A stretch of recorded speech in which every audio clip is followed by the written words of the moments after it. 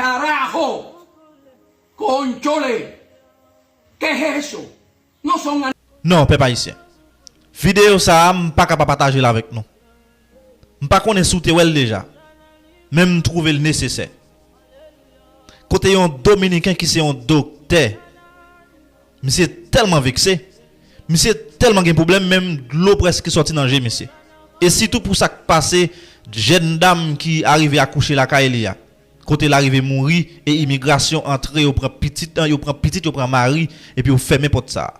Waouh, monsieur a un problème avec ça. Et monsieur fait connaître qui tout est ou t'es rouge ou t'es noir, peu importe couleur peau t'as gagné, c'est toujours même sang qui a coulé dans veine non. Et pour aller plus loin, monsieur fait parler dans affaire santé. Ou pas qu'à limiter. Et monsieur fait connaître tout c'est chrétien. Et ça qu'a fait là, monsieur pas accepter. Monsieur pas accepter et me trouver le nécessaire pour me partager vidéo ça. Sous pot ko gade, prend quelques minutes garder vidéo ça et là fin garder le partager. Vidéo ça supposé arriver loin. Il doit arriver loin. Gen bon grain dominicain là, me toujours dit non ça. Gen bon grain. Gen pas accepter ça qu'a fait là. Gen pas accepter. Wow. Y como ser humano y como cristiano, me entrené y me preparé para ser médico. Soy médico. Para salvar vidas, para servir al pueblo, para servirle al mundo. Soy médico. A mí no me dijeron que cuando yo me entrenara, yo no podía ver a los que eran blancos, o a los que eran negros, o a los que eran azules, o chinos, o japoneses, o haitianos. A mí me dijeron, usted está para salvar vidas. Estoy horrorizado con lo que vi ahora mismo en un video que se lo voy a enseñar. Un video tremendo, una cosa que no tiene sentido. En la vida no tiene sentido. Miren esto. Ella se murió porque tú sabes que la situación, el de que no tiene documento, no puede ir al hospital. Entonces, ahora ella se murió. La policía de inmigración viene esta mañana y llevó su marido, deportar su marido y el bebé. Mira, y el cadáver aquí en el suelo.